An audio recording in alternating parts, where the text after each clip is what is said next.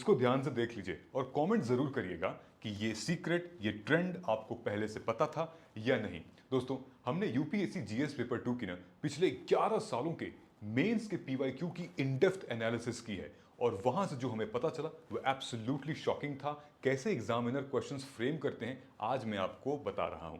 ध्यान से देखेंगे, जितना भी ये ग्रीन से हाईलाइटेड है वो है एनवायरमेंट। सो जीएस पेपर 2 में एनवायरमेंट कहां से आ गया और एनवायरमेंट से कैसे क्वेश्चंस आ गए हैं। अगर आप ध्यान देंगे तो 2015 में 2 बार क्वेश्चन पूछे गए हैं जहां पे एनवायरमेंट का टॉपिक कॉमन था, यानी कि एक बार गवर्नेंस में और एक बार कॉन्स्टिट्यूशन में पूछा गया। उसके बाद 2018 में, फिर 2022 में, फिर 2023 में ऐसे मल्टीपल क्वेश्चंस पूछे जा रहे हैं। आखिर इनका टॉपिक क्या है? नंबर 1, इस क्वेश्चन का जो टॉपिक है वो जुडिशियल एक्टिविज्म से है on protection of environmental pollution. इसका जो टॉपिक है वो आर्टिकल 21 से रिलेटेड राइट टू लाइफ के ऊपर है एनवायरमेंट। इसका टॉपिक है एनवायरमेंटल गवर्नेंस और पॉलिसी कॉन्ट्रैक्शन को लेके।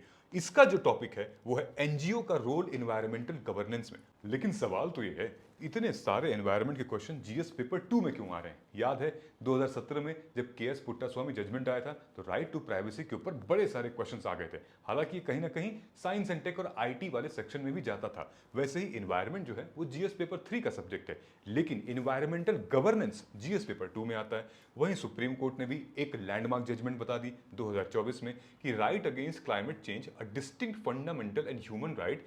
सुप्रीम कोर्ट जजमेंट कि एक साफ और शुद्ध वातावरण में रहना हर एक मनुष्य का अधिकार है। तो अब आप क्या कहना चाहते हैं? ऐसी चीजों को हमने ऑलरेडी इन सारे छोटे छोटे नोट्स में डिवाइड कर दिए हैं, स्पेसिफिकली जीएस पेपर 2 के, 3 के, 1 के, 4 के, ऐसे के, और सिर्फ 349 रुपीज में। यानी कि पिछले 11 साल के मेंस के पीवाईक्यू को हमने 4 लेवल में डिवाइड किया है और इन ई बुक्स को आप इजीली एक्सेस कर सकते हैं हमारे मोबाइल ऐप से। डिस्क्रिप्शन में वो चीज मेंशन की गई है।